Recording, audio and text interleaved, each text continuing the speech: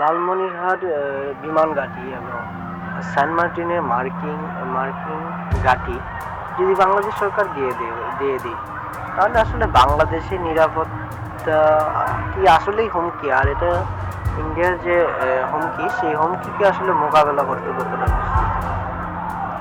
তো জিনিসগুলো জিও পলিটিক্সের আন্ডার থেকেই বেশি দেখা যায়। কেমন বাংলাদেশ এবং চাইনা, বাংলাদেশ এবং ইন্ডিয়ার তুলনা করলে বাংলাদেশ কোনো দিক দিয়ে ইন্ডিয়ার থেকে এগিয়ে নেই। ইন্ডিয়া অর্থনীতিতে শক্তিশালী, সামরিক শক্তিতে অসম্ভব শক্তিশালী এবং কূটনীতিতেও বাংলাদেশ থেকে অনেক অনেক শক্তিশালী। তো তাদের এই যে জায়গাটা, সেটাতে বাংলাদেশ সবসময় ব্যাক অ্যান্ড ছিল।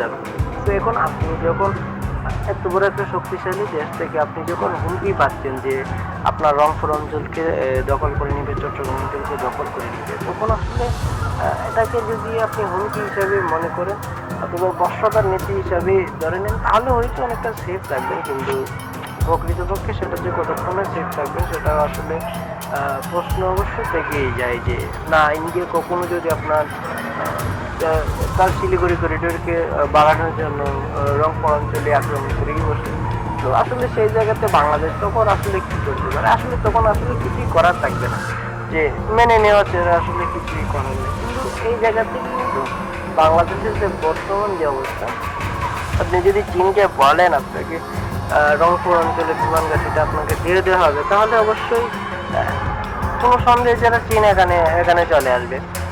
এবং সেই জিনিসটা হলে যেটা হবে, একটা জিনিস পাওয়ারের একটা ব্যালেন্স আছে ইন্ডিয়ার সাথে বাংলাদেশে। এখন কিন্তু কোনো পাওয়ারের ব্যালেন্স নেই, ইন্ডিয়া অনেক অনেক বেশি শক্তিশালী, বাংলাদেশ অনেক বেশি দুর্বল। তো চায়না যখন আসবে তখন ইয়েটা হয়ে যাবে বাংলাদেশ ভার্সেস চায়না। তখন যখন ইন্ডিয়া বাংলাদেশে এই অঞ্চলে যদি আক্রমণ করে, স্বাভাবিকভাবে ইন্ডিয়া চায়না এই অঞ্চলে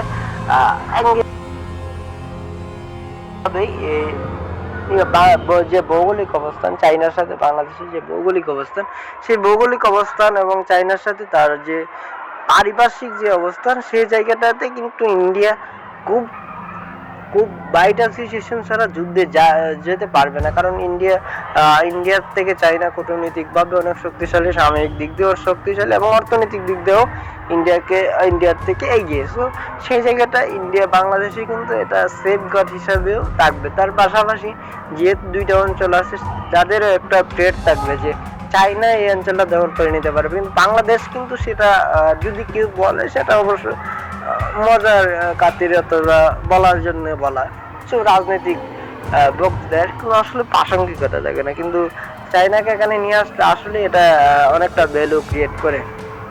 তারপরে যদি আমরা বলি মার্কিন ঘাঁটি যদি আপনি সেন্ট মার্টিনে দেন, তাহলে আপনার কি সিকিউরিটি দেন?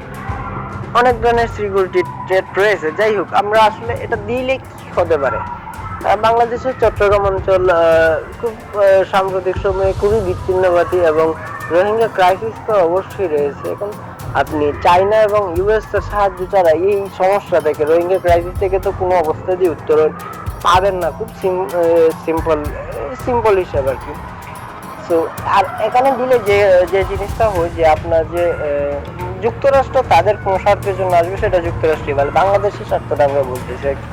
সো ইন্ডিয়ার থেকে যে আমাদের হুমকিটা আসে যে পার্বত্য অঞ্চলটাকে আলাদা করে দেবে, বাংলাদেশের যে ফেনী অঞ্চলটা রয়েছে সেই অঞ্চলটাকে তারা দখল করে তারা সমুদ্রের স্বাদ নেবে। তো সেই যে থ্রেটটা, সেই থ্রেটটা কিন্তু দিবে না ইন্ডিয়া, আসলে খুব স্বাভাবিকভাবে দিবে না। কারণ ইউএস এর একটা দেশের ঘাঁটি অন্য দেশে ঘাঁটি দেওয়া মানে হলো গিয়ে আপনার আমার দেশে আক্রমণ করলে সেই ঘাঁটি থেকে এই আক্রমণকে প্রতিহত করা হবে। তো ইউএস এর সাথে ইন্ডিয়া তো কোনোভাবেই কোনো ধরনের যুদ্ধে যাবে না। ইন্ডিয়া চায়না যদি আপনার সাথে স্বাভাবিকভাবে আপনি খুব দুর্বল হন, কিন্তু ইন্ডিয়া চাইলে আপনার সাথে থাকলে কিন্তু আপনি ইন্ডিয়ার সাথে পাওয়ার যে ব্যালেন্স থেকে, সেই জায়গাতে কিন্তু ইন্ডিয়া খুব বেশি এগিয়ে থাকবে না এবং আপনাকে সমীহ না করে চলো, অবশ্যই সেটা দাসত্বের যে রোলটা, সেই রোলটাকে অবশ্যই হবে না। আধিপত্য যে বাদটা, সেটা কিন্তু কমে যাবে। এবং হ্যাঁ, অবশ্যই এখানে অনেক ধরনের সিকিউরিটি থ্রেট রয়েছে। আচ্ছা, তারপরেও আপনাদের কাছে কি মনে হয়, এটা আসলে কি আদতে কার্যকর নাকি না? তো আশা করি ভালোভাবে মতামত দেন, সেটা সম্পূর্ণভাবে আমাদের পার্সোনাল অপিনিয়ন। সো আপনারা আপনাদের পার্সোনাল অপিনিয়ন দেন এবং ভালো ভাষায়। ধন্যবাদ, ভালো থাকবেন, সুস্থ থাকবেন।